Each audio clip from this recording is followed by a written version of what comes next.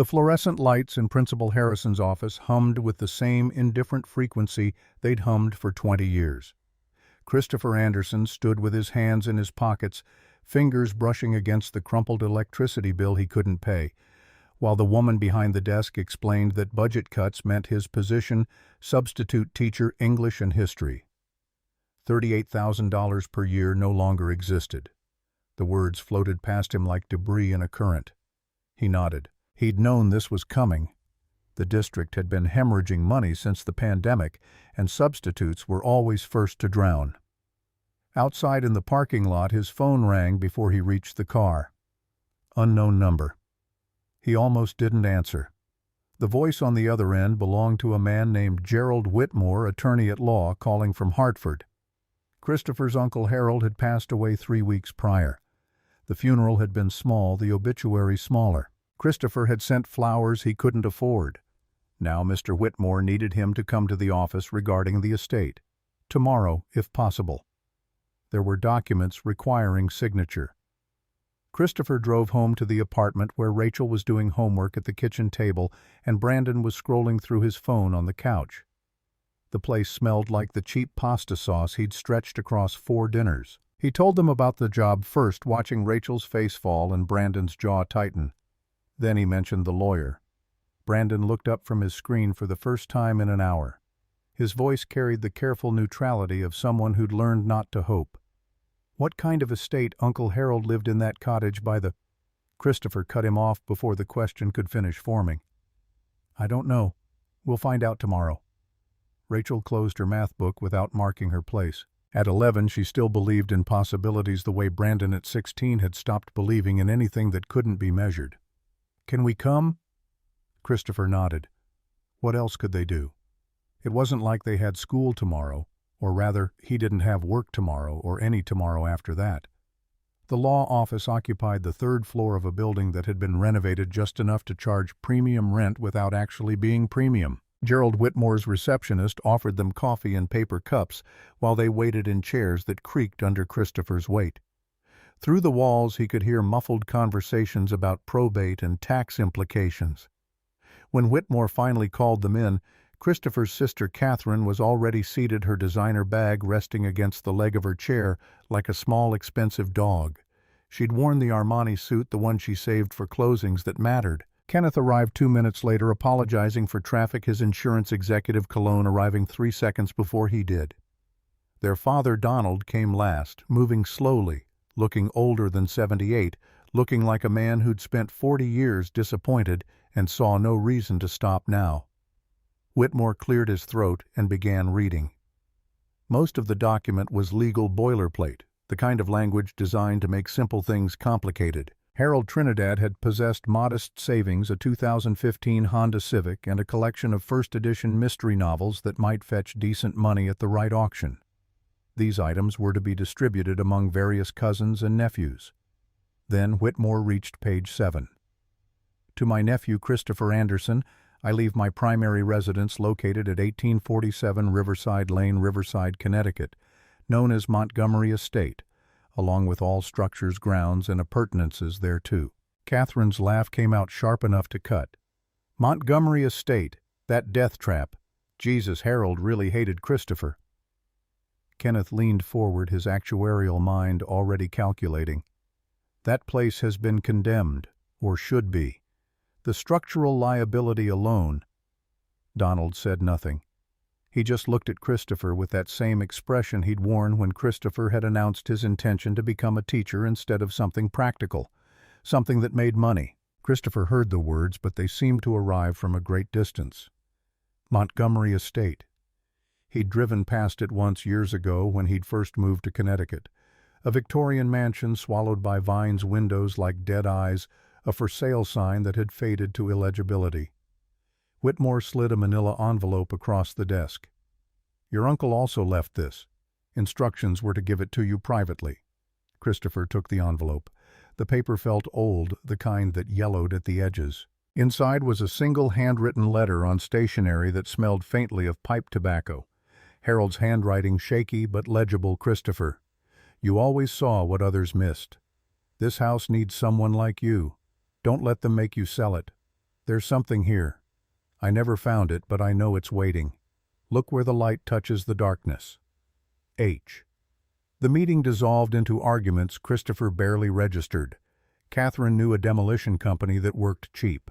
Kenneth had researched the property's assessed value. The land was worth more than the building. Even Michelle texted him before he'd left the parking lot, her message appearing on his phone like a summons. We need to talk about this. The kids need stability, not another one of your projects. Her parents, Thomas and Patricia Kelly, had never forgiven him for what they called his lack of ambition. He could picture them now, Margaret Kelly's voice loud enough to carry across 3 states. Well, I suppose every family needs its charity case. Christopher drove to Montgomery Estate that afternoon with Rachel and Brandon. The October sun hung low and tired in the sky. The iron gates stood open, rusted hinges groaning. A demolition notice had been zip-tied to the fence, 90 days to comply with building code or face municipal demolition. Someone had already done the math for him. The estimated repair cost, printed in neat bureaucratic font, $485,000. Brandon kicked at the gravel driveway, sending pebbles skittering. How are we supposed to afford tearing this down, much less fixing it? Rachel pulled out her sketchbook. The battered thing went everywhere with her held together with tape and hope. It's not that bad, Ba. Look at the windows. The bones are still good. The mansion loomed before them, 3 stories of Victorian ambition slowly surrendering to gravity and time. The wraparound porch sagged. Paint peeled from gingerbread trim like sunburned skin. Several upper windows had been boarded over with plywood that had itself begun to rot. But the structure still stood defiant against 90 years of neglect, and when the setting sun hit the stained glass windows flanking the front door, something inside Christopher shifted. Rachel was already drawing her pencil, moving in quick, confident strokes. She'd captured the house in profile, the elegant decay, the promise beneath the ruin. A Tesla pulled up behind them, black and silent as a shark. The man who emerged wore a suit that cost more than Christopher's monthly rent. Mid-40s silver at the temples, smile calibrated for maximum trustworthiness. Mr. Anderson, Ryan Clark, I heard you inherited this place. I develop properties in the area. I'd like to make you an offer. Christopher turned, keys in hand. I haven't even been inside yet. Ryan's smile never wavered. 200,000, cash, close in 7 days. You won't get a better offer for a property in this condition. Rachel stopped drawing. Brandon stopped pretending not to listen. $200,000. More money than Christopher had seen in his entire life. More money than he'd make in 5 years if he could even find another teaching job. I need to think about it. Ryan pulled a business card from his wallet, the motion practice deficient. Of course. But don't think too long. Opportunities like this don't wait. After the Tesla disappeared down the driveway, Christopher approached the front door. The lock was old, but the key turned smoothly. Someone had oiled it recently. The door swung open on hinges that should have screamed but whispered instead. The foyer stole his breath. 20-foot ceilings. A grand staircase curving upward, mahogany banister dulled but intact. Stained glass windows casting colored light across dust motes that danced in the air like memories given form.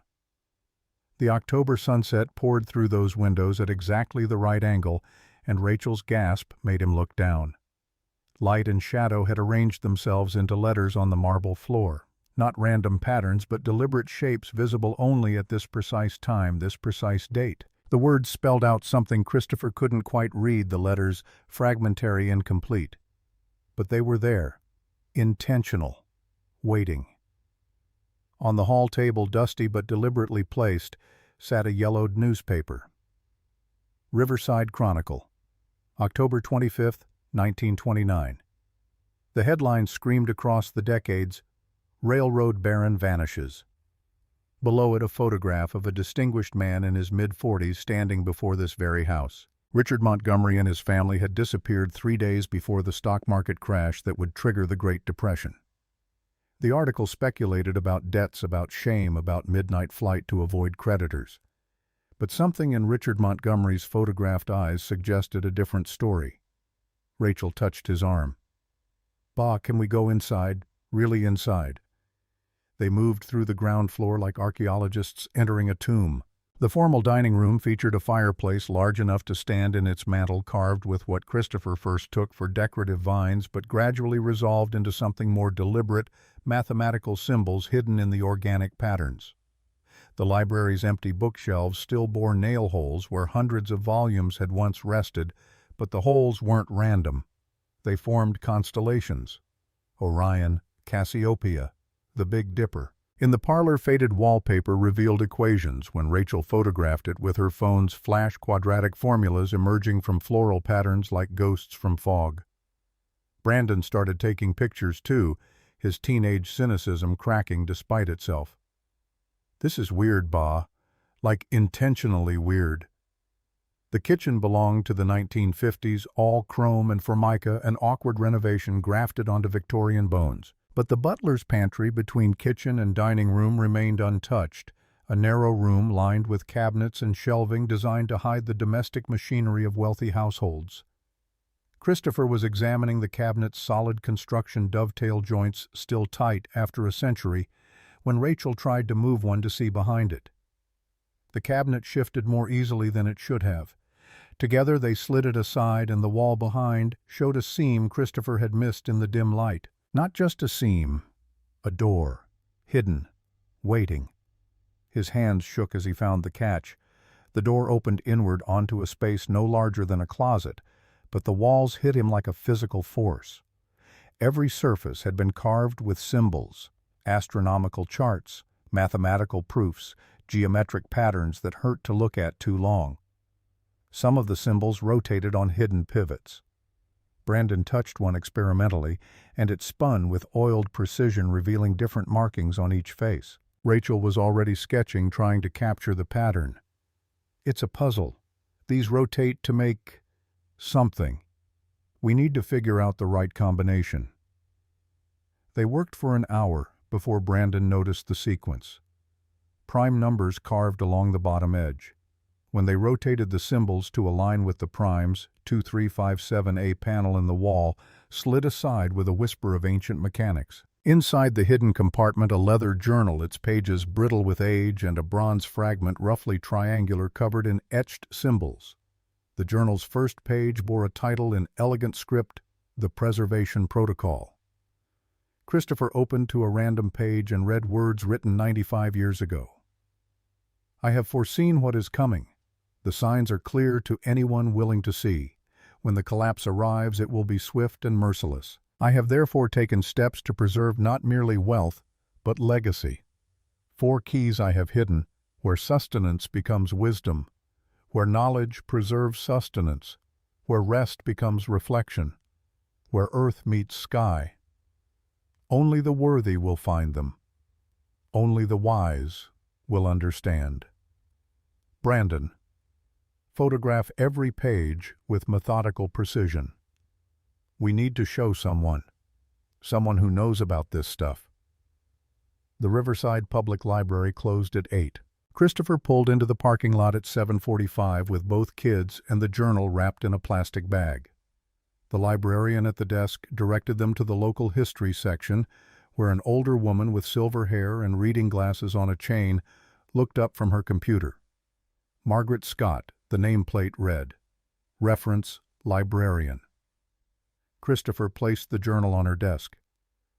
"I need help understanding this. It's about Montgomery Estate." Margaret's eyes widened behind her glasses. She touched the journal like it might dissolve. "Where did you find this?" "I inherited the estate. This was hidden in a wall." Margaret stood cross to a filing cabinet, returned with a folder so thick it required both hands. Inside, newspaper clippings, photocopied letters, hand-drawn family trees, decades of research. "I've been studying Richard Montgomery for 25 years. My dissertation was on what I called the stewardship circle, 8 wealthy industrialists who created elaborate inheritance puzzles between 1880 and 1930. Richard Montgomery was one of them. But I never found concrete proof until now." She opened the journal with reverent care, reading passages Christopher had skipped. Her hands trembled slightly. "He predicted the crash. Look at this entry from 1927. He analyzed railroad freight data, declining shipments, inventory buildups. He knew what was coming 2 years before it happened. Rachel leaned over Margaret's shoulder, reading. What did he do with his money? Margaret flipped pages until she found what she wanted. According to this, he converted everything. Stocks in companies he believed would survive depression, government bonds, gold, real estate. He estimated his total wealth at $15,1929. Brandon did the math on his phone. That's like $250 million today, minimum. Margaret looked at Christopher with an intensity that made him uncomfortable. Your Uncle Harold used to come here every week. He believed there was a treasure hidden in that house. He spent 20 years looking, never found anything. But he said if anyone could find it, it would be you. He said you see things others miss. The folder contained more than just Margaret's research. There were letters Richard had written to business partners, personal correspondence, even a few pages from a book he'd published in 1925, The Art of Cryptography in Modern Business. The man had been obsessed with puzzles, with hiding information in plain sight, with testing those who came after him. One letter stood out, dated September 15, 1929. My dear Thomas, I am making preparations. My wife's illness has progressed beyond what the doctors here can address. We will be leaving for Switzerland within the month. The assets have been secured for future generations, not my sister's children, who have never wanted for anything but for someone who will value wisdom over wealth. Let them prove themselves worthy. Margaret pulled out a final document, a newspaper article from October 1929. The Montgomery family had vanished from Riverside on October 23rd, leaving behind servants, unpaid bills, and a house full of furniture. Richard's wife, Catherine, had been diagnosed with a rare neurological condition. They'd fled to European specialists. The trail went cold somewhere in Geneva. Christopher looked at his children, both bent over the table, absorbed in 90-year-old mysteries. Rachel was sketching symbols from the journal, trying to decode their meaning. Brandon was cross-referencing the letter dates with stock market data on his phone. His phone buzzed. Catherine. He ignored it. It buzzed again. Kenneth. Then a text from Michelle. The kids need to know if we're keeping the house or selling it. They deserve stability. Margaret closed the journal carefully. There's a local historian named Thomas Reed. He's retired now, but he knew your uncle. He might have information Harold never shared with me. I can introduce you. Christopher gathered the journal, the fragment, the copies Margaret had made. Thank you. I need to think about what to do with this. Driving home, Rachel broke the silence. We have to try Ba. We have to find out if it's real. Brandon's response came slower, weighted with the math that never lied. Even if we find something, we can't afford to keep the house long enough to search properly. The demolition order gives us 90 days. Christopher didn't answer. He was thinking about Richard Montgomery's words, only the worthy will find them. He was thinking about Harold's letter, look where the light touches the darkness. He was thinking about that $200,000 offer and how it would solve every immediate problem while guaranteeing they'd never know what might have been. The family meeting happened the next evening because Catherine insisted and Christopher was too tired to argue. They gathered in his apartment, too small for this many people, the walls seeming to contract with the pressure of conflicting opinions. Catherine arrived first, bringing the demolition estimate she'd commissioned without asking. Kenneth followed with insurance assessments and liability calculations. Donald came last, moving like a man carved from disappointment. Catherine spread papers across the kitchen table, forcing Rachel's homework into a pile. I've contacted 3 demolition companies. Best quote is $48,000. The land is worth approximately $220,000. After fees and taxes, Christopher walks away with about $160,000. That's life-changing money. Kenneth adjusted his glasses, scanning his own documents. The structural insurance alone would be $8,000 annually. That's before liability coverage. If someone gets hurt on that property before demolition, and kids love abandoned buildings, the lawsuit could destroy you. Christopher stood by the window watching cars pass below. He could feel them waiting for his response, his surrender. I want to explore it, just for a few weeks. See what's actually there. Catherine's voice rose half an octave. Explore it, Christopher, you just lost your job. You have $12,000 in credit card debt. The electricity bill is late. What are you going to explore with hope? Donald spoke for the first time, his voice carrying the weight of 40 years watching his oldest son choose difficult over practical. Your grandfather was a librarian. You know what your grandmother's family said about that? They said he was wasting his potential, said he should do something that made money, but he started the first public library in his county, educated 3 generations.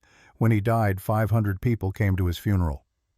He looked at Christopher, and something in his face had changed. You're like him. I spent so long trying to make you into something else that I missed it. I'm sorry for that. He pulled an envelope from his jacket, old and carefully folded.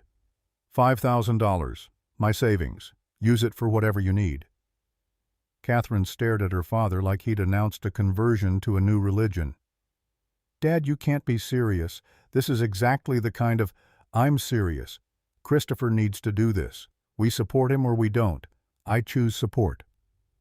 The apartment felt smaller and larger at the same time. Kenneth looked at his sister, some silent negotiation happening in the space between them. Finally, he nodded. If you're doing this, do it right. I have a friend who practices estate law, Stephen Taylor. I'll call him, get you proper legal advice. Catherine gathered her papers with sharp, precise movements. Fine. If we're enabling this, I might as well help. I know property law. I know how inheritance works. I'll research what happens if you actually find something. After they left, Michelle arrived. She'd texted that she needed to talk, and Christopher had learned during their marriage that those words never preceded good news. But she surprised him. I've been watching the kids. They're different, focused, excited. Brandon hasn't looked at his phone for 6 straight hours. Rachel filled an entire sketchbook. When was the last time you saw them like this? Christopher couldn't remember. Michelle sat at the kitchen table in the chair Catherine had occupied an hour before. I thought you needed practical. I thought they needed stability. But maybe what they need is to see you fight for something meaningful. She pulled out her own notebook legal pad covered in neat handwriting. I was a paralegal before Brandon, never used the degree. But I can research trust law inheritance precedents. If you find something, we need to know who owns it. The next days blurred into a rhythm of exploration and discovery. Christopher, Rachel, and Brandon became a team, each bringing different skills to the puzzle Richard Montgomery had left behind. They worked from first light until sunset, documenting everything, photographing every symbol, mapping every room. The fragment from the butler's pantry was clearly part of something larger. The edges showed where it had been broken or cut from a hole. According to Richard's journal, there were 4 keys. Total, 4 fragments that would combine into something that would open something else. Rachel deciphered the next clue through pure artistic intuition.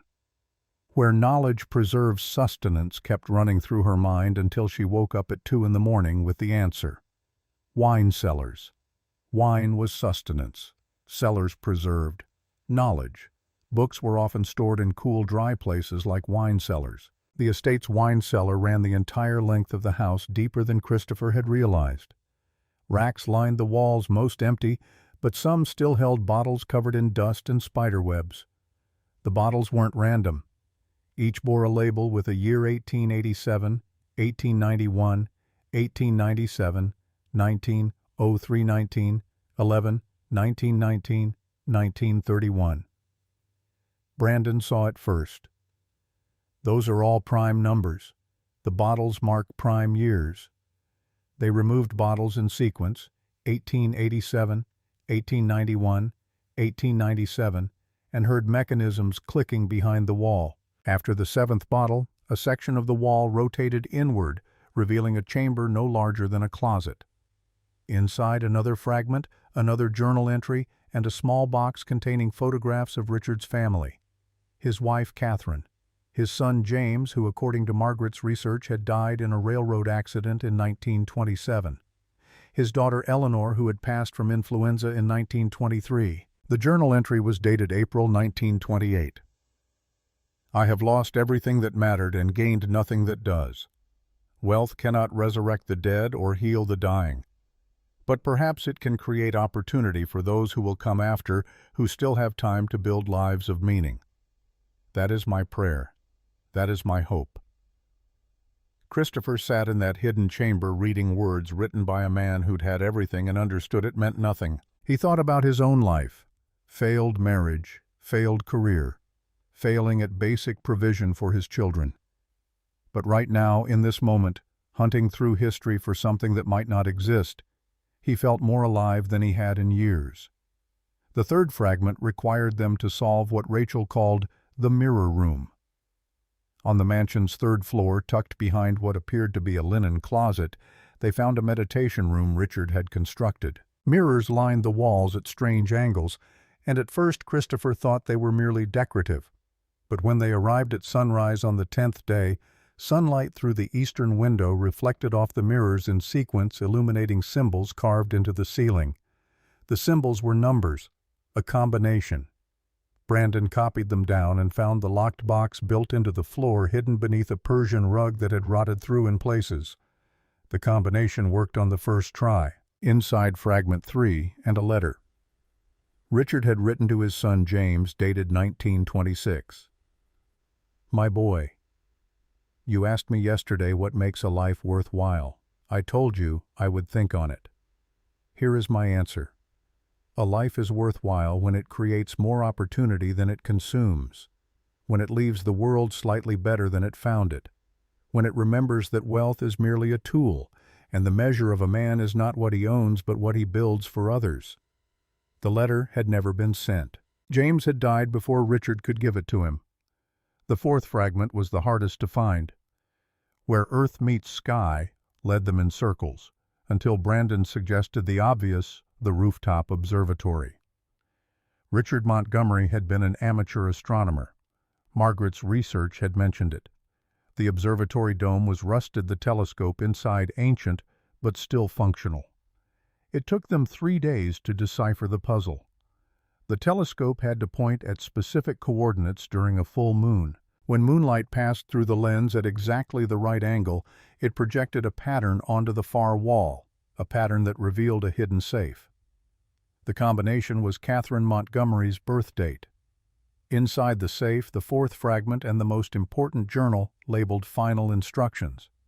The 4 fragments fit together perfectly, forming a square key with a compass rose engraved in the center. The compass rose had a needle that spun freely, and when Christopher held it near certain walls, the needle would point, and the key would vibrate slightly.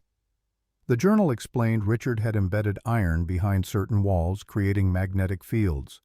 The key would guide them to the first vault. It pointed strongest toward the library floor. On the 13th day, Christopher called everyone, Catherine, Kenneth, Donald, Michelle, Margaret, and Thomas Reed, who'd finally agreed to help. They gathered in the library as Christopher inserted the key into a slot hidden in the floor medallion. The mechanism that activated was Victorian engineering genius. The floor section descended like an elevator, revealing stone steps leading down to a sub-basement Christopher hadn't known existed. At the bottom, a steel door with a combination lock and a riddle engraved above it, I am not what I seem. Paper that grows, metal that sleeps, promises that compound. What am I? Brandon solved it immediately. Financial instruments, stocks and bonds. The combination has to be major stock market dates. He tried the dates of the 1907 panic and the 1925 peak. The lock opened. Inside the vault, filing cabinets lined the walls. Glass display cases held stock certificates, AT&T, General Electric, Coca-Cola companies that had survived the Depression and grown into giants. Conservative estimate, Kenneth said, 60 to 80 million current value. But more important than the treasure was what else the vault contained: a map showing the locations of 4 more vaults, each progressively harder to find, and a letter from Richard that began, "Congratulations. You have proven yourself intelligent and persistent. But intelligence is not enough. The final trial requires not cleverness, but character. Consider carefully what you will do with what you have found." They were photographing everything when footsteps echoed in the stone passage. Christopher turned, heart hammering, and Ryan Clark emerged from the shadows. The developer looked at the open vault, at the stock certificates in their cases, at the family gathered around their discovery. His expression cycled through surprise, calculation, and something that might have been respect. "I've had a key to this house for 5 years. Harold gave it to me. I've searched every room, every closet, every crawl space. 5 years, Mr. Anderson." "How did you find this in 13 days?" Christopher said nothing. Ryan stepped closer, examining the vault's contents with practiced eyes. "Impressive. Truly. I'm going to make you a new offer. $600,000 cash for your claim to this property and everything in it. You have 48 hours to decide." After Ryan left, Brandon checked the security camera he'd installed secretly on day 3. The footage showed Ryan entering the house multiple times over the past 2 weeks, always at night, always careful not to disturb anything. He'd been watching them, learning from their success, waiting for them to solve the puzzle he couldn't crack. Christopher looked at his family, his children, his siblings, his father, even his ex-wife, all gathered in this hidden chamber beneath a house that should have been demolished. He looked at the stock certificates worth more than any of them would earn in their lifetimes. He looked at Richard Montgomery's letter and thought about a man who'd had everything and lost what mattered and tried to leave something meaningful behind. Rachel touched his arm, her voice small but certain. "We're going to keep looking right. There are 4 more vaults." Outside, night had fallen over Riverside. The mansion waited in darkness, keeping its secrets, demanding its proof. Christopher thought about Ryan Clark's offer, about the demolition deadline ticking down, about the impossibility of what they were attempting. But he thought, too, about his grandfather, the librarian, about 500 people at a funeral, about building things that last. "Yeah," he said. "We keep looking." Margaret called at 7 the next morning, her voice urgent enough that Christopher answered before his coffee finished brewing. "I found something. You need to come to the library, now." The genealogy chart covered an entire table when they arrived, branches and connections traced in Margaret's meticulous handwriting across 3 generations of photocopied records. She'd worked through the night, cross-referencing birth certificates, marriage licenses, property deeds. Ryan Clark's great-great-grandmother was Eleanor Montgomery Cross, Richard's younger sister. Brandon leaned over the chart, following the lines. "So he's family. He has a legitimate claim." Margaret pulled out another document, a will dated 1925, brittle with age but legally notarized. Richard's will states that if he died without direct heirs, his estate would pass to Eleanor's line. But there's a crucial clause, only if they prove worthy by completing the challenge. Those are Richard's exact words. Capitalized. Deliberate. Christopher felt the implications settling like snow. Ryan isn't just some developer. He's the legal heir if he can prove he deserves it. Which he couldn't do in 5 years of trying. But now you've opened the first vault.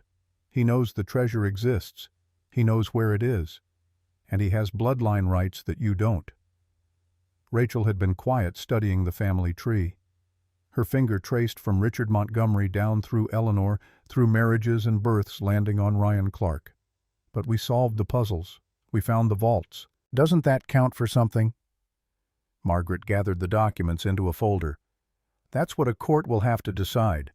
And Christopher, you need to understand this isn't about who deserves the treasure morally, it's about who owns it legally. Those are very different questions." The emergency family meeting happened that afternoon in Catherine's real estate office, a space designed to make clients feel simultaneously impressed and slightly inadequate. Christopher arrived with both children and the folder Margaret had compiled. Kenneth brought his insurance assessments. Donald came alone, walking slower than he had the week before, looking older. Michelle appeared last, carrying a laptop and a legal pad covered in notes. "I've been researching all night. Trust law, inheritance precedents, abandoned property statutes." Catherine gestured them to the conference table, her earlier skepticism replaced by something harder and more focused. "Before we start, I need to say something. I was wrong. I thought this was Christopher being impractical again. I didn't see what you were actually doing." She pulled out her own folder, significantly thicker than Margaret's. "I've spent the last 2 days learning everything I can about property law as it applies to hidden assets. If we're doing this, we do it right. I can help with the legal framework, the property rights issues, the ownership structures. Kenneth adjusted his glasses, a gesture Christopher recognized as his brother preparing to deliver bad news. I contacted a friend, Stephen Taylor. He's one of the best estate lawyers in Connecticut. He agreed to meet with us tomorrow, but Christopher, you need to understand the costs. A legal battle over this kind of money could run $80,000 to $150,000, minimum. If it goes to full trial, double that. Christopher felt the numbers like physical weight. He had Donald's $5,000. He had maybe $2,000 in checking. Everything else was debt. Donald spoke quietly, but everyone stopped to listen. I've been thinking about your grandfather. When he wanted to start that library, everyone said it was impossible. Small town, no funding, depression just ending. He mortgaged his house, used his savings, worked 2 jobs for 5 years to keep it running. When he died, the library was serving 3 counties. He looked around the table. Sometimes the impossible things are just the ones nobody else had courage to try. If Christopher's doing this, I'm in, whatever it costs. Michelle opened her laptop, turning it so everyone could see. I found a precedent case. California, 1987. Miller versus State. A man inherited property, found gold hidden in the walls. The original owner's will had created a separate trust for the gold with specific instructions that it went to whoever followed the map and proved their worth. The court ruled that the treasure belonged to the finder who followed the instructions, not to the property owner or the bloodline heirs. Catherine leaned forward. That's exactly our situation. If we can prove Richard created a separate trust with specific criteria for inheritance, Christopher has a claim regardless of bloodline. But we don't have the trust documents, Kenneth pointed out. Michelle smiled, the expression small but significant. Not yet. But according to Richard's journal, he mentioned working with a law firm called Blackwood and Associates in Hartford. I found them. They're still operating as Blackwood Partners, LLP. I called this morning. They confirmed they have sealed documents related to Richard Montgomery dated October 1929. The instructions are to release them only to someone who presents proof of vault access. The room went silent. Outside the windows, Riverside's main street carried on with ordinary business people buying coffee, walking dogs, living lives uncomplicated by 90-year-old puzzles and multi-million-dollar stakes. Brandon broke the silence. So we need to find more vaults, get more proof, before Ryan figures out what we're doing. Christopher's phone buzzed. Text from Ryan Clark: offer stands for 36 more hours. After that, I'll need to pursue other options. Think about your children's future. The meeting with Stephen Taylor happened in an office that smelled like old books and new money. The lawyer was 55, with the kind of calm that came from having seen every variation of human greed and desperation. He listened to their story without interrupting, taking notes in shorthand. Christopher couldn't read. When they finished, Stephen steepled his fingers and delivered his assessment with the precision of a surgeon explaining a difficult operation. Legally, you're in complex territory. Christopher owns the house through Harold's will. That's clear. Ryan has a potential claim to any treasure found within that house through Richard's 1925 will. Also clear. The question is whether Richard created separate succession rules for the treasure that supersedes standard inheritance law. He pulled up documents on his computer. The Miller case Michelle found is relevant but not definitive. California law differs from Connecticut law in several key areas. We'd need to prove 3 things. First, that Richard intended the treasure to be inherited separately from the estate. Second, that he created valid legal mechanisms for that separate inheritance. Third, that Christopher has fulfilled whatever conditions Richard established. Kenneth shifted in his chair. What are our chances?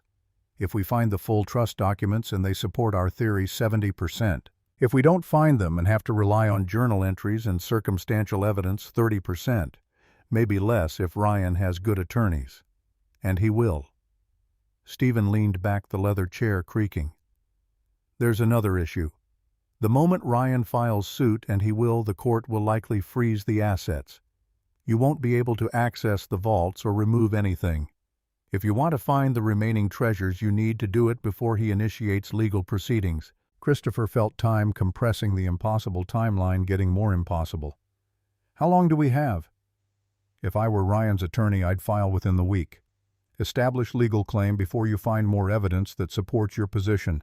Speed is his advantage, thoroughness is yours. They left Stephen's office with a retainer agreement that would cost $15,000 upfront money Christopher didn't have. Kenneth wrote the check without being asked.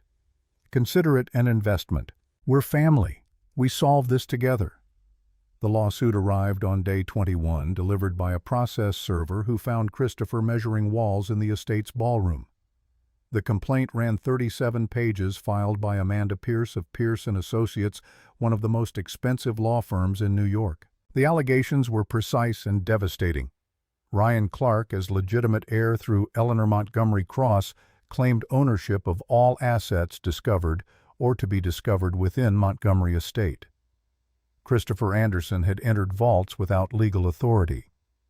The treasure constituted part of Richard Montgomery's estate and fell under the 1925 will's provisions. Request for immediate temporary restraining order preventing removal of any items pending resolution. Stephen called an hour later. They moved faster than I expected. Emergency hearing tomorrow at 10. Judge will decide on the restraining order. Bring everything: journals, photographs, the fragments. We need to show you had legitimate reason to believe you were following Richard's instructions. The courtroom was smaller than Christopher expected, wood-paneled and fluorescent-lit justice delivered in the same institutional spaces as parking violations and small claims. Judge Patricia Morrison presided, 62, and rumored to have no patience for wealthy people's inheritance disputes. Amanda Pierce presented Ryan's case with the efficiency of someone billing $800 per hour. Genealogy charts, the 1925 will, photographs of vault contents, expert testimony about the stock certificate's value, conservative estimate now revised upward to $85 million for Vault 1 alone. Your Honor, Mr. Clark is the rightful heir through established bloodline. Mr. Anderson may own the building, but the treasure belongs to the original estate. We request immediate asset freeze and eviction from the property until ownership is determined. Stephen countered with Richard's journals, the puzzle solutions, the evidence of separate succession planning. Your Honor, Richard Montgomery explicitly created a challenge separate from his estate. The journals make clear this was intentional. Mr. Anderson has followed those instructions precisely. Freezing the vaults now would be like stopping a test halfway through and declaring the person who showed up late the winner. Judge Morrison read through documents while both sides waited. Finally, she looked up. I'm granting a modified restraining order. Vault 1 is sealed pending resolution. However, Mr. Anderson may continue to inhabit the property and search for additional evidence. Any further discoveries must be photographed and documented but may not be removed. Both parties will return in 3 weeks for preliminary hearing on the underlying ownership question. Outside the courthouse, Amanda Pierce approached with Ryan Clark trailing behind.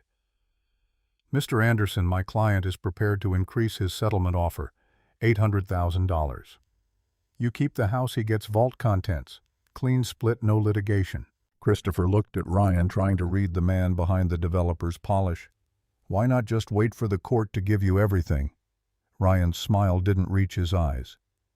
Because litigation is expensive and uncertain. This way we both get something. The alternative is years of legal bills and possible loss for both of us. After they left, Stephen pulled Christopher aside. That's a serious offer. $800,000 would change your life, and there's no guarantee we win at trial. Christopher watched his children talking with Margaret by her car, animated and energized despite the setback. Rachel was showing her sketches from the estate's conservatory patterns she'd noticed that might be clues. Brandon was explaining his theory about the astronomical symbols in the meditation room. We keep looking. We find the other vaults. We prove Richard wanted someone like us to find this. The search intensified with desperation sharpening focus. They had 3 weeks before the preliminary hearing, 3 weeks to find evidence strong enough to overcome bloodline claims and expensive attorneys. Vault 2 revealed itself through Rachel's insight about gardens and stone. She'd been reading Richard's letters to his wife, found references to the garden where we'll rest together. The estate had a mausoleum Christopher had dismissed as decorative decay. But when they cleared the overgrowth, they found it was actually a sundial with specific positions marked. The positions corresponded to family birthdays. Set the sundial correctly.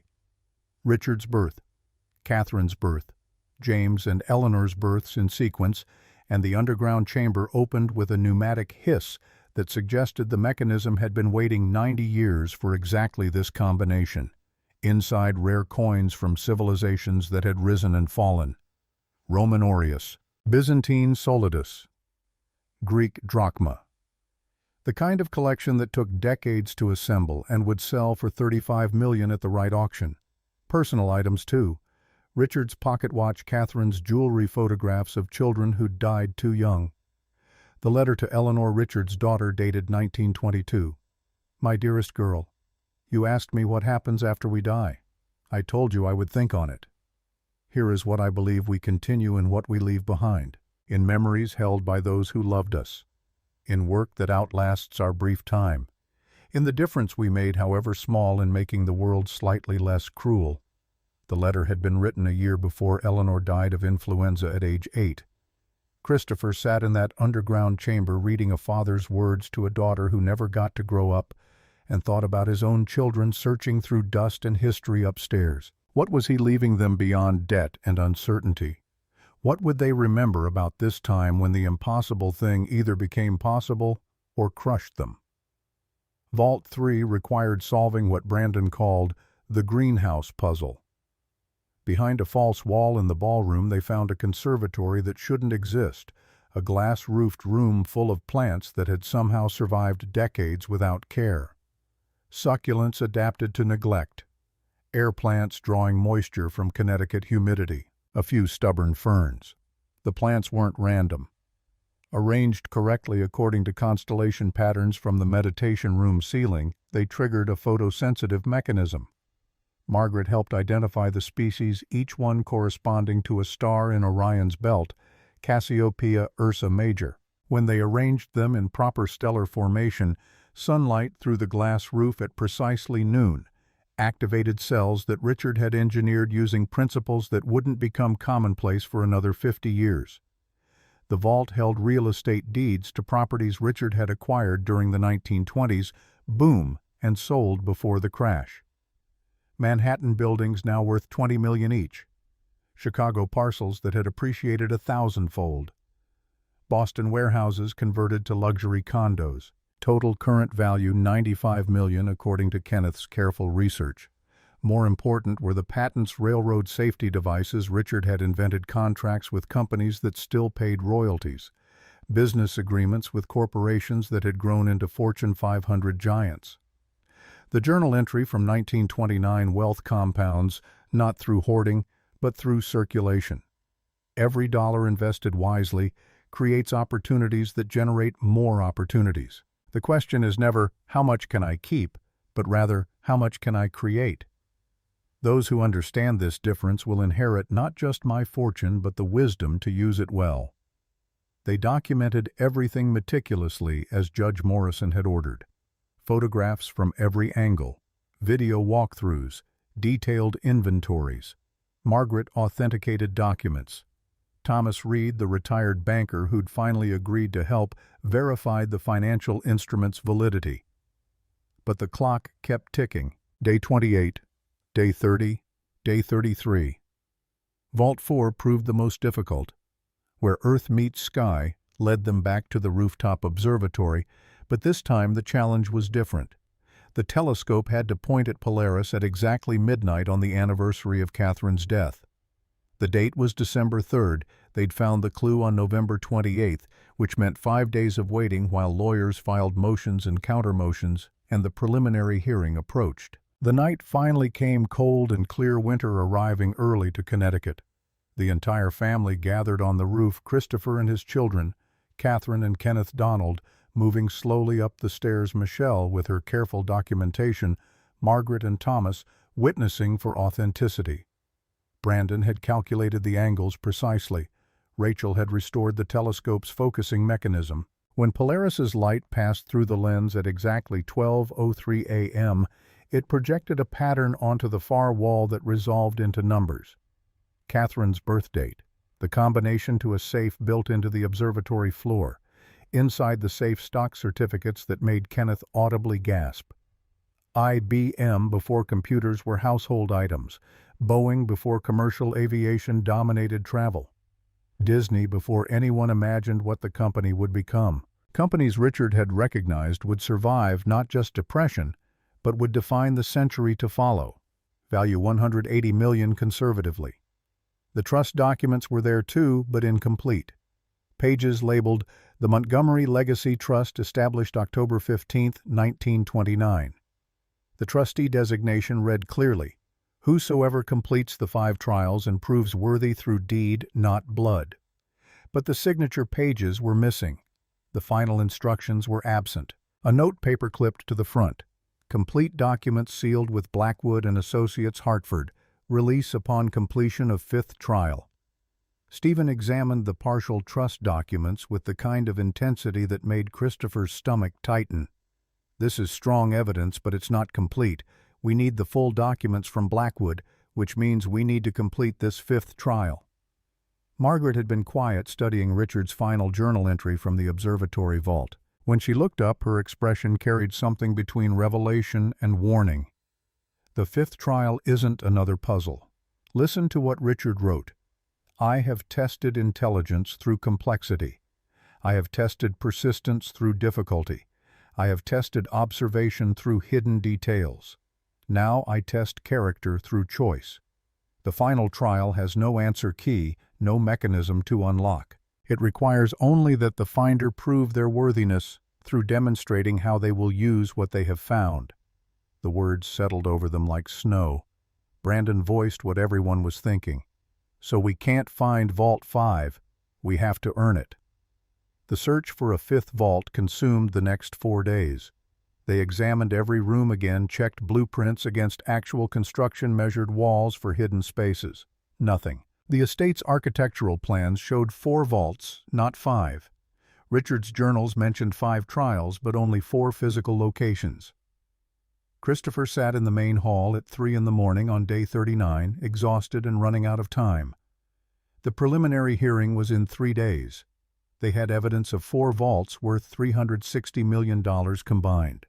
They had partial trust documents suggesting Richard intended separate succession, but they didn't have the final proof that would tip the scales.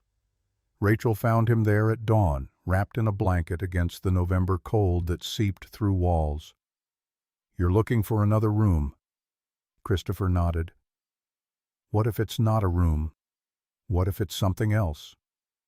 She pulled out her master sketchbook, the one where she'd been compiling all the patterns, all the clues, all the connections. Every trial tested something: intelligence, persistence, observation, wisdom. But the 5th trial is different. It tests what you'll do with what you found. Maybe the vault opens when you show you deserve it. Christopher looked at his daughter, 11 years old, standing in a freezing mansion at dawn, wearing pajamas and determination in equal measure. "How do we show that?" Rachel pulled out the proposal they'd been working on, the document they'd started as an intellectual exercise and slowly refined into something real. The plan for what to do with the fortune if they won. Scholarships, community programs, historical preservation. Everything they'd discussed in family meetings, everything Catherine had researched, everything Kenneth had calculated, everything Michelle had legally structured. "We show him this. We show Richard what we're going to build." The proposal took 2 more days to complete. 65 pages of detailed planning, financial projections, impact assessments, legal frameworks. Every member of the family contributed their expertise. Catherine developed the real estate conversion plan, transforming the estate into a museum and education center, calculating costs and timelines. Kenneth created endowment models showing how the fortune could generate sustainable funding for generations. Michelle drafted the legal structure for a foundation that would outlive them all. Donald wrote the Veterans Support Program, drawing on 50 years of watching friends struggle after service. Margaret designed the historical archive, digitizing local history before it disappeared. Thomas contributed banking expertise, ensuring the financial mechanisms would function properly. Rachel sketched the visual identity, logos, building plans, scholarship program materials. Brandon built financial models projecting impact over decades. Christopher tied it together, writing the mission statement that attempted to capture what Richard Montgomery had been reaching for across 90 years of silence. The night before the preliminary hearing, Christopher emailed the complete proposal to Blackwood Partners with a simple message: "I have completed 4 trials. For the 5th trial, I submit this as proof of worthy intent." The automated response came 2 hours later. Received. Proposal under review per instructions left by Richard Montgomery, 1929. Decision will be rendered at time of legal proceeding. Sleep proved impossible. Christopher walked through the estate one final time, room by room, thinking about everything they'd found and everything they stood to lose.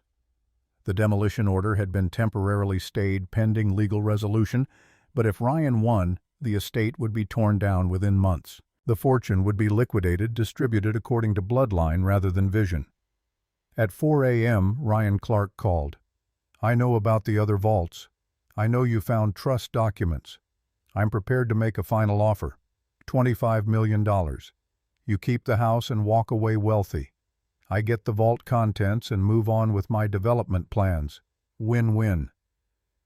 $25 million.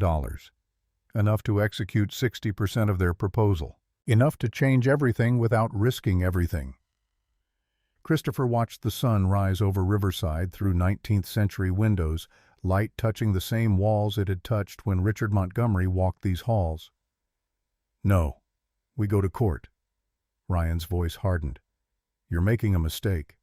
My attorney is one of the best in the country. Your lawyer is good, but this isn't about who's better. It's about who has the stronger legal position. I have bloodline. I have the 1925 will. You have journals and partial trust documents. A judge will side with established law over romantic treasure hunts." Maybe, but Richard didn't create this puzzle for his family. He created it for someone willing to do what he couldn't. And what's that? Use wealth to create opportunity instead of just passing it down. We're going to prove we're that someone. After hanging up, Christopher found his entire family gathered in the kitchen.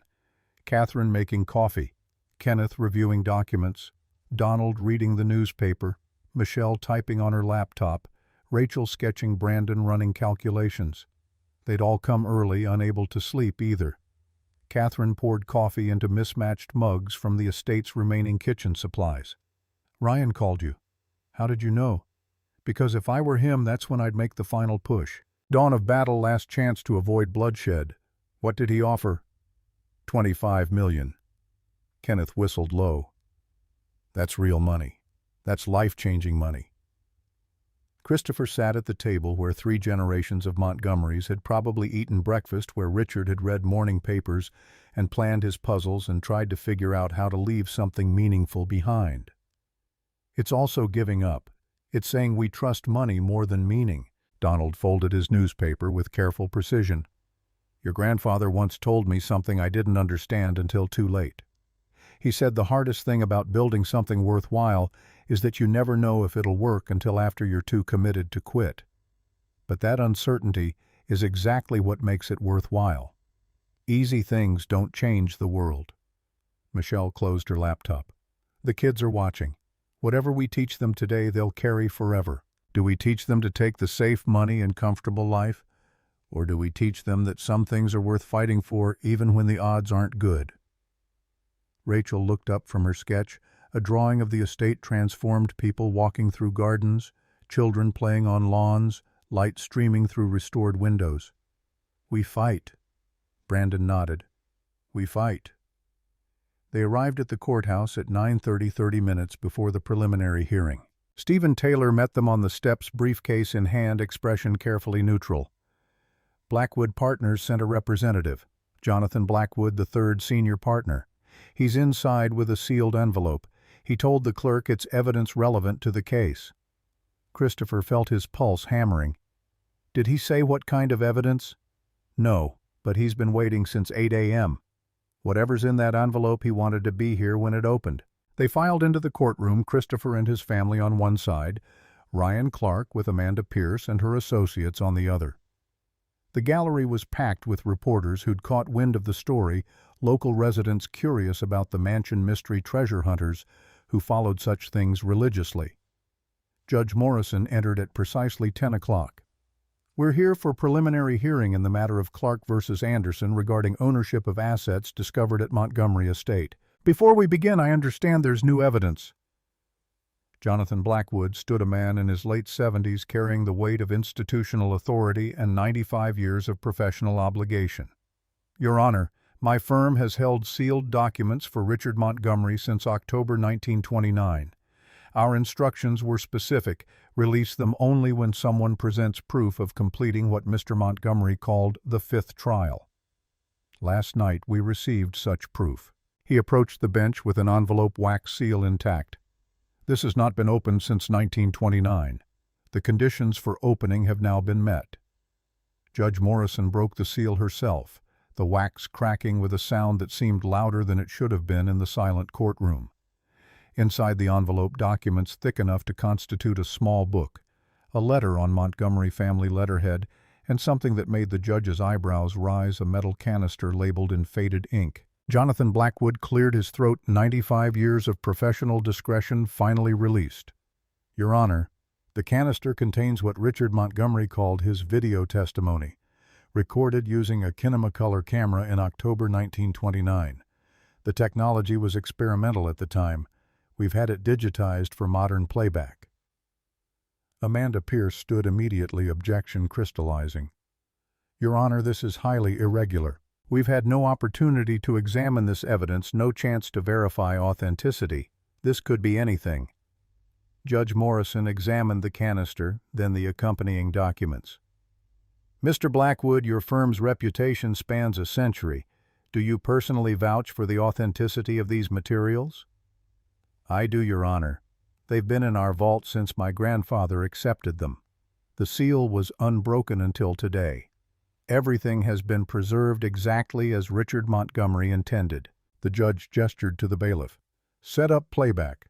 Both counsels will have opportunity to examine everything, but given that we're already assembled, we'll view this now." The video quality was remarkable for 1929 color, though muted, and sound that crackled but remained comprehensible. Richard Montgomery appeared on the screen seated in what Christopher recognized as the estate's library. Mid-50s, gray at the temples, eyes carrying the kind of exhaustion that comes from losing what cannot be replaced. Richard's voice filled the courtroom, speaking across decades. "My name is Richard Montgomery. Today is October 20th, 1929. I am of sound mind and body, as will be attested by 3 witnesses whose signatures appear on accompanying documents. I make this recording because I believe the written word, no matter how carefully crafted, cannot convey intent as clearly as spoken truth." He paused, gathering something that looked like courage. "I have spent 30 years accumulating wealth. I believed, as young men do, that money would solve problems, create happiness, secure futures. Then I lost my son to an accident that wealth could not prevent. I lost my daughter to an illness that money could not cure. Now I am losing my wife to a condition that all my fortune cannot reverse. We leave next week for Switzerland, seeking treatment I know will fail, but must attempt anyway." Christopher felt Rachel's hand find his, her fingers cold. Richard continued, his voice steady despite whatever grief lay beneath. "I have converted my assets according to analysis that suggests economic catastrophe approaches. The signs are unmistakable to anyone willing to see. When the collapse comes, wealth will vanish like morning fog. I have protected mine not for myself. I have failed in every way that matters, but for whoever proves worthy of the responsibility I could not properly bear." He leaned forward, speaking directly to the camera, directly across time. "I do not want my wealth to pass automatically to blood relatives. My sister Eleanor and her children are well provided for through our parents' estate. They do not need mine, and automatic inheritance teaches nothing except expectation. I want my fortune to find someone who needs opportunity and will use it to create opportunity for others, someone who values wisdom over wealth, someone who understands that the measure of a life is not what you keep, but what you build, that continues after you're gone. The camera angle shifted, showing the three witnesses' attorneys from Blackwood's firm, dated identification visible. Richard picked up a document, holding it to the camera. I have created the Montgomery Legacy Trust separate from my general estate. The trust contains the bulk of my converted assets, stocks, bonds, real estate, precious items. Total current value approximately $15 million. I estimate that fortune properly managed will grow to exceed $200 million within a century. Kenneth inhaled sharply. Richard's projection had been conservative. The actual value was $360 million and counting. The trust has one beneficiary whoever completes 5 trials I have designed. The trials test intelligence, persistence, observation, wisdom, and character. The first 4 can be solved through cleverness. The 5th requires something deeper. It requires the candidate to demonstrate through detailed proposal how they will use the fortune to benefit others across generations. Richard set down the document, his expression softening into something that might have been hope. If you are watching this, you have completed the trials. You have proven yourself intelligent enough to solve complex puzzles, persistent enough to continue when others would have quit, observant enough to see what others miss, wise enough to understand that wealth is responsibility. Now you must prove your character by showing how you will use what I have hidden. He stood moving to the window, speaking with his back to the camera. I failed as a husband. I failed as a father. I failed to understand what mattered until everything that mattered was lost. But perhaps failure can teach what success cannot. Perhaps my wealth earned through ambition that blinded me to what I should have treasured can find someone who will use it with the wisdom I lacked. Richard turned back, facing the camera directly. The trust documents make you sole trustee with complete authority. You can dissolve the trust any time and keep the money. I cannot force you to honor my wishes. I can only trust that if you came this far, you are someone who chooses service over selfishness. Prove me right. Make my wealth matter. Make it build something that lasts. The screen went dark. The courtroom remained silent for 30 seconds that felt like 30 minutes. Judge Morrison broke the spell by opening the trust indenture, reading through pages of legal language while both attorneys waited. Finally, she looked up. This appears to be a validly executed trust document, notarized, witnessed, meeting all Connecticut requirements as they existed in 1929. Mr. Blackwood, you've verified the signatures. We have, Your Honor. All 3 witnesses were Blackwood attorneys. All signatures have been authenticated through historical records. The trust was never registered because Mr. Montgomery designed it to remain dormant until activated by completion of his trials. Amanda Pierce had recovered her composure, already formulating counter-arguments. Your Honor, emotional testimony aside, this doesn't change the fundamental legal question. Connecticut inheritance law. Judge Morrison raised a hand. I'm going to hear arguments now. Ms. Pierce, you may proceed. Amanda stood, commanding the courtroom with practiced authority. Your Honor, we sympathize with Richard Montgomery's tragic losses and admire his philanthropic intentions. But intentions do not override law. My client, Ryan Clark, is Richard Montgomery's great-great-grandnephew through Eleanor Montgomery Cross. The 1925 will clearly states that in the absence of direct heirs, the estate passes to Eleanor's line. That's established inheritance law. She pulled up exhibits on her tablet, projecting them onto the courtroom screen. Richard Montgomery died in 1931 in Geneva. His estate entered probate. The house and grounds were sold to settle debts. But the hidden treasure was never found, never probated, never legally transferred. It remained part of the original estate, which by law should have passed to Eleanor's descendants. Catherine leaned forward, whispering to Christopher, "She's good. That's a strong argument." Amanda continued, building momentum. The puzzle and the trials are interesting historical curiosities, but they have no legal standing. You cannot create binding inheritance conditions through treasure hunts. The trust document, even if valid when created, was never properly executed because the assets were never properly transferred into it. They remained in Richard's estate. My client is the rightful heir to that estate. She paused for effect, making eye contact with the judge. Mr. Anderson completed puzzles. That's admirable. But admiration is not ownership. We request that the court recognize my client's legitimate bloodline claim and award him full ownership of all discovered and yet to be discovered assets, with compensation to Mr. Anderson for his time and effort in locating them." Stephen Taylor rose, carrying the calm that came from 3 decades of courtroom battles. "Your Honor, Ms. Pierce makes it sound simple, but inheritance law has always recognized the right of property owners to set conditions on succession. The precedent is vast and well established." He cited cases rapidly: Shapira versus Union National Bank, where a father's requirement that his son marry within the Jewish faith was upheld; Estate of Feinberg, where conditional inheritance based on educational achievement was validated; Miller versus State, where treasure hunt instructions superseded standard probate. Richard Montgomery had every right to create separate succession rules for his fortune. The trust document is valid. The video testimony confirms his intent. The conditions are legal and not against public policy. In fact, they serve public policy by encouraging responsible wealth stewardship. Stephen pulled up his own exhibits. Christopher's proposal, the 65 pages of detailed planning. Mr. Anderson has fulfilled every condition Richard established. He gained lawful property access through his uncle's will. He solved all puzzles through intelligence and persistence. He demonstrated worthy intent through this comprehensive plan for using the fortune to benefit Connecticut communities for generations. These aren't just pleasant ideas. These are detailed, financially sound programs with real impact projections. He turned to face Ryan directly. Mr. Clark had 5 years of property access through his arrangement with Harold Anderson. 5 years to solve the puzzles Richard created. He found nothing. Mr. Anderson succeeded in 42 days. That difference is precisely what Richard Montgomery was testing. Not bloodline, not privilege, but dedication, insight, and genuine commitment to building something meaningful. Amanda objected, voice sharp. "Your Honor, we're not here to judge who's more dedicated or more moral. We're here to determine legal ownership." Judge Morrison nodded slowly.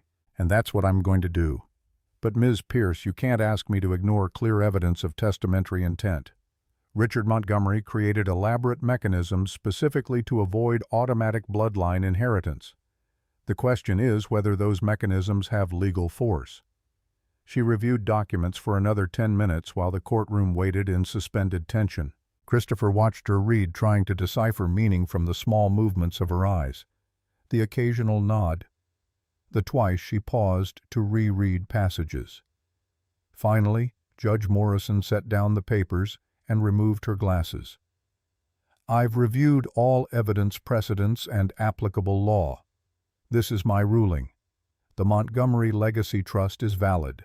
Properly executed under 1929, Connecticut law, properly maintained in sealed custody, properly activated by completion of specified conditions." The video testimony confirms Richard Montgomery's intent beyond reasonable doubt. He wanted his wealth to go to someone who proved worthy through action, not someone who inherited worthiness through blood. Ryan's face went pale. Amanda Pierce's jaw tightened, but she maintained professional composure. The judge continued. "The trust conditions are legal. Requiring completion of puzzles is unusual but not unprecedented. Requiring demonstration of worthy intent through detailed planning is, if anything, admirable public policy. Mr. Anderson has fulfilled all conditions. The 65-page proposal submitted to Blackwood Partners demonstrates exactly the kind of thoughtful stewardship Richard Montgomery sought."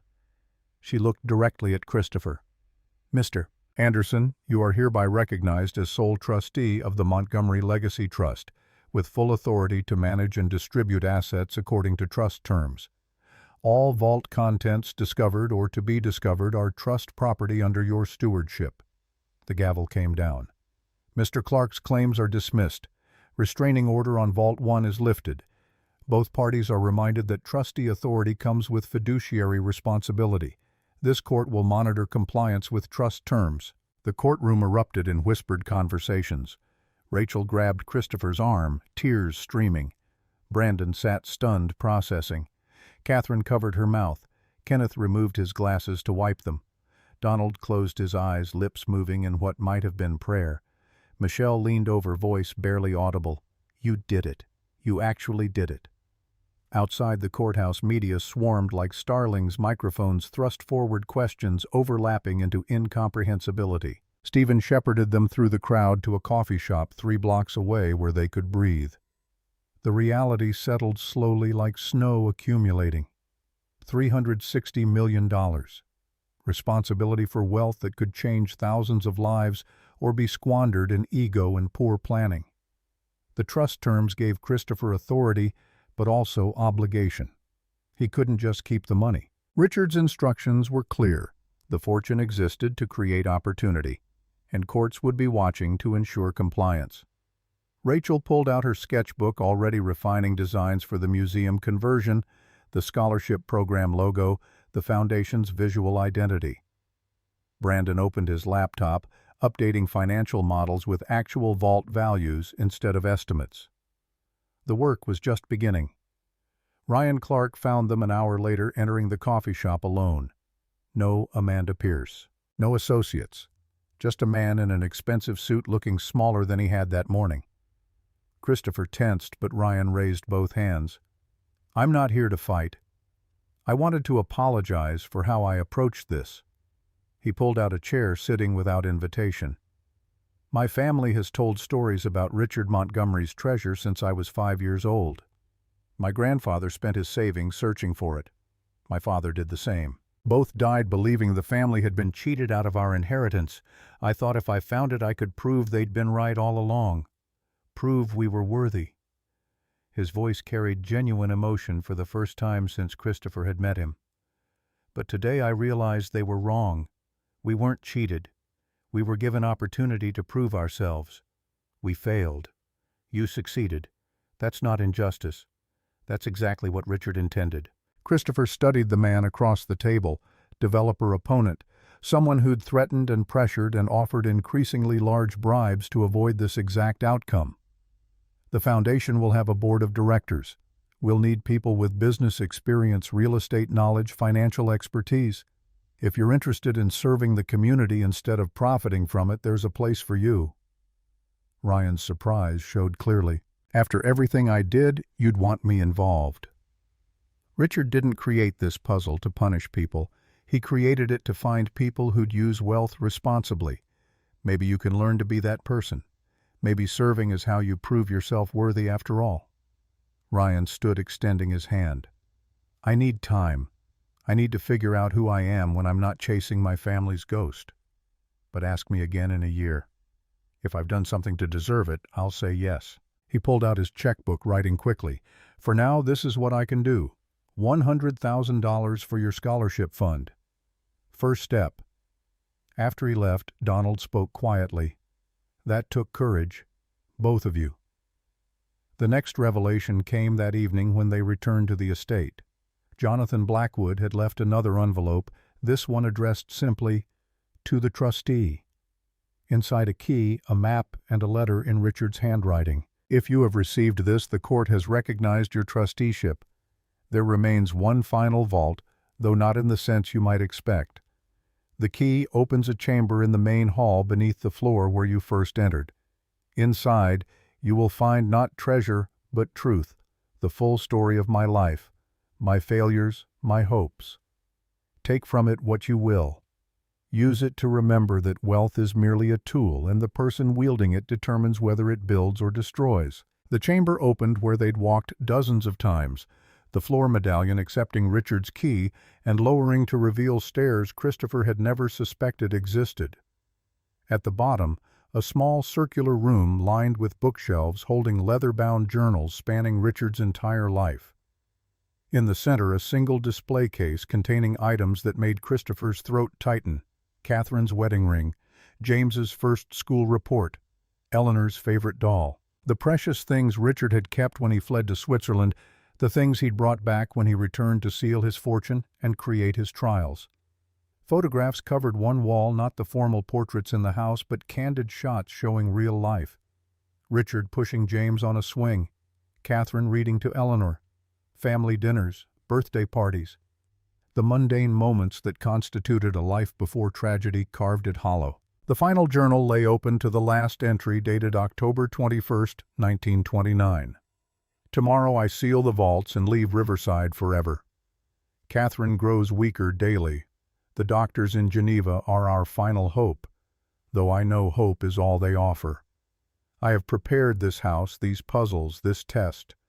I do not know if anyone will ever find what I have hidden. I do not know if the person who finds it will use it as I hope, but I have done all I can. I have created opportunity for someone to be better than I was, to use wealth I accumulated while neglecting what mattered to build something that helps others not make my mistakes. If you are reading this, you are that someone. Do not waste your chance as I wasted mine. Every day matters. Every choice compounds. Build something worthy of the time you are given. Rachel read it twice, her voice barely managing the words. Brandon stood silent, processing. The adults gathered around, understanding in different ways what Richard had been trying to teach across 9 decades. This wasn't about treasure. It had never been about treasure. It was about whether wealth could be redeemed by being used to create what the person who earned it had failed to create, meaning that outlasted mortality. The public announcement happened 2 weeks later in the estate's restored main hall. Christopher stood before microphones and cameras, his family arrayed behind him, ready to explain what they intended to build. The Montgomery Legacy Foundation would convert the estate into a museum and education center, preserving the puzzles as interactive exhibits teaching problem-solving and historical thinking. The scholarship program would provide 100 full scholarships annually to Connecticut students who demonstrated need and promise. The Small Business Incubator would offer low-interest loans and mentorship to local entrepreneurs. Arts programs would serve underserved youth. Legal aid would help families who couldn't afford attorneys. Historical preservation would save buildings throughout the state. Veterans support would honor those who'd served. Total commitment, $420 million, the foundation's entire trust value after accounting for Vault 5's contents. Remaining $80 million would stay invested, growing to fund future needs and ensure the foundation lasted the 100 years Richard had envisioned and beyond. Catherine handled the real estate conversion, her expertise finally deployed toward something she could believe in. Kenneth managed the endowments, ensuring financial sustainability.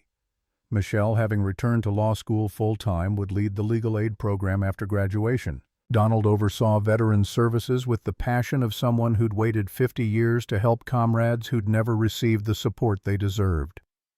Margaret curated the historical archives, finally publishing her dissertation as a book that told the story of the Stewardship Circle and the 7 other wealthy industrialists who'd created similar puzzles to test their heirs. The book became a minor bestseller, inspiring 3 families to search for treasures their ancestors had hidden. Thomas Reed handled community liaison, his banking connections and local relationships smoothing the foundation's integration into Riverside's civic infrastructure. Rachel and Brandon took on roles unprecedented for their ages. Rachel chairing a youth advisory board that ensured programs actually served young people's needs. Brandon directing technology initiatives that would bring the foundation into the digital age. The work consumed them, but unlike the consuming weight of poverty and failure, this felt like purpose given form. 6 months transformed Riverside in ways both visible and subtle. The estate restoration reached 60% completion, skilled craftsmen repairing 90 years of decay while preserving historical integrity. The museum soft opened with 500 visitors, daily families exploring Richard's puzzles, students learning about the Gilded Age and the Depression, tourists drawn by the treasure hunt story that had captured national attention. The first scholarship ceremony brought 100 students to the estate's lawn recipients, selected through a process emphasizing potential over pedigree, need over privilege, character over credentials. Rachel stood at the podium 12, now having grown an inch, and gained the kind of confidence that came from being taken seriously by adults who had every reason to dismiss her. Her voice carried across the crowd without amplification. Mr. Montgomery believed the best inheritance wasn't money, but opportunity.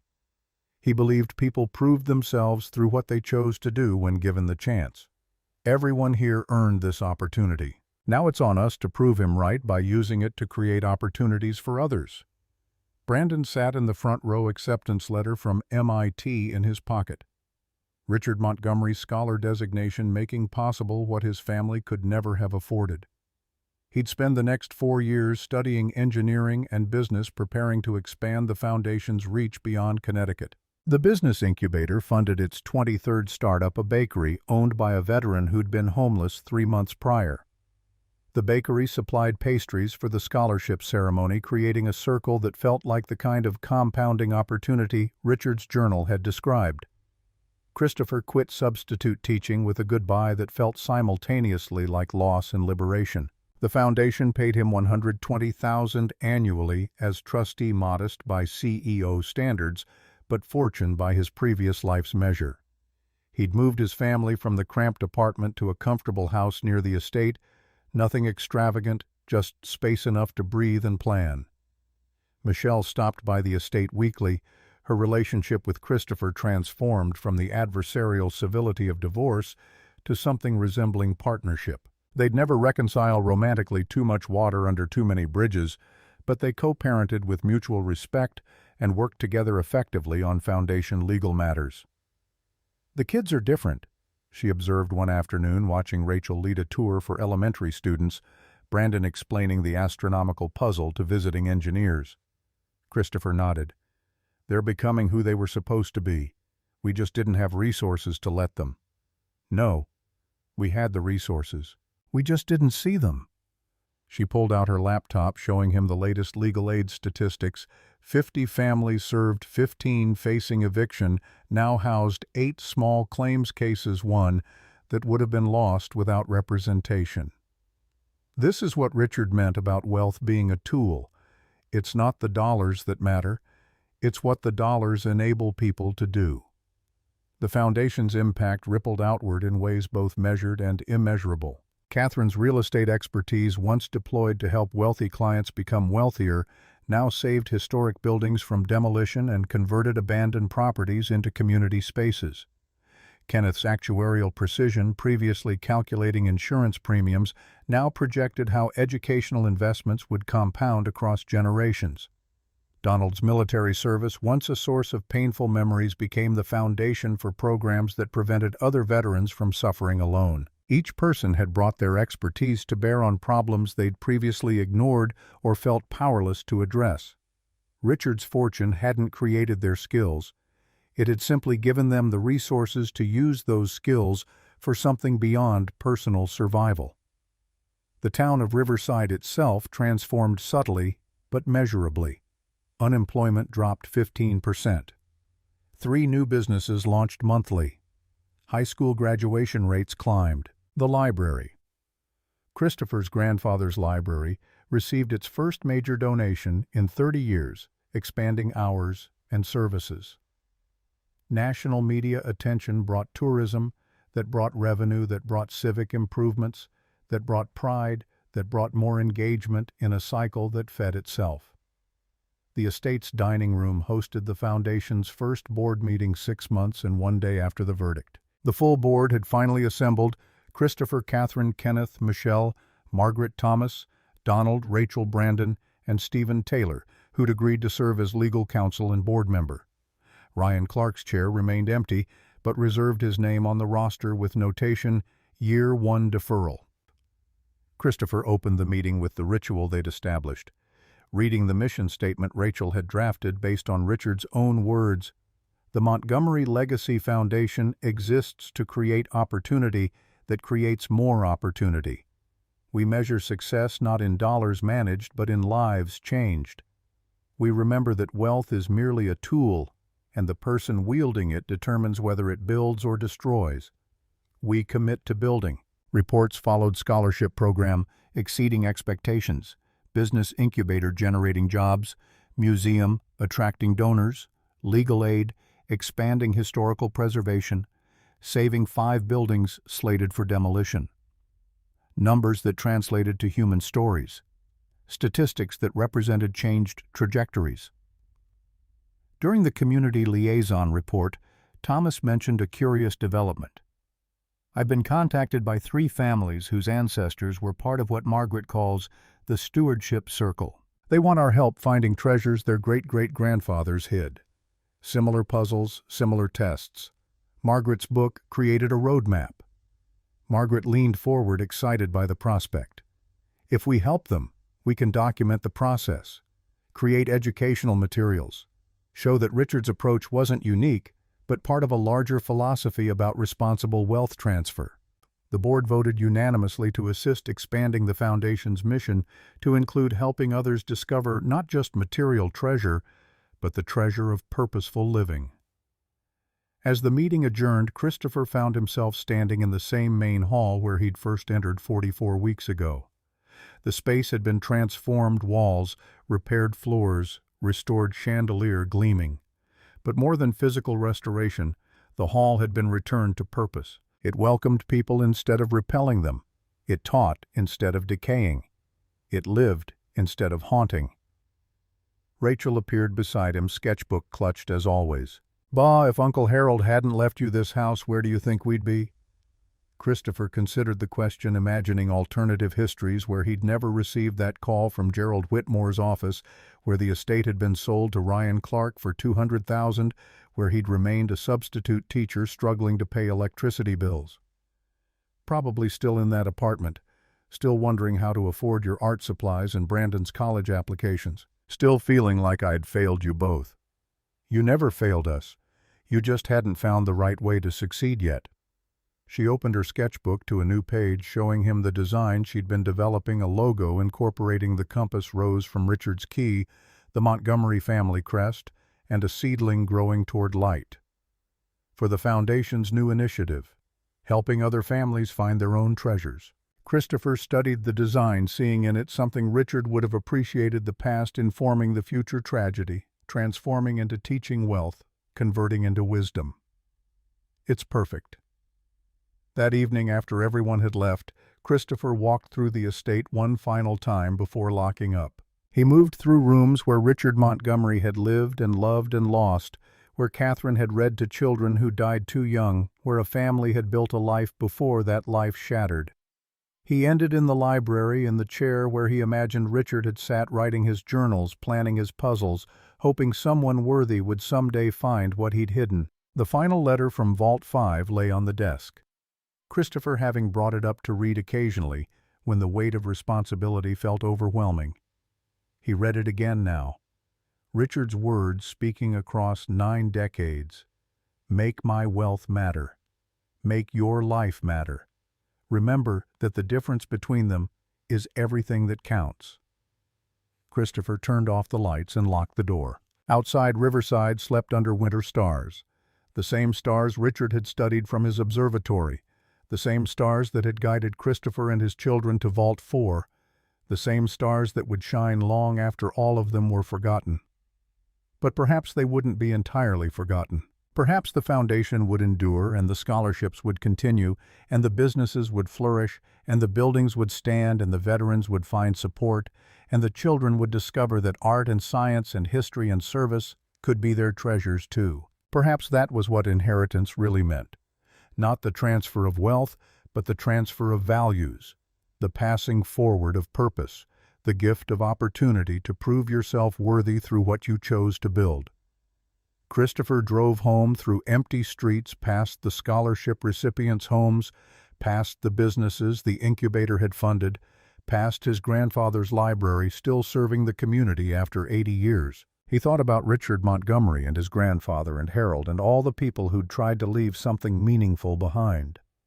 He thought about his children asleep in comfortable beds, in a house they could afford, dreaming dreams they could now pursue. He thought about the impossible thing they'd attempted and somehow achieved, about the treasure they'd found, and the treasure they were building, about the 90 years between Richard's hope and Christopher's fulfillment. Sometimes the impossible things were just the ones nobody else had courage to try.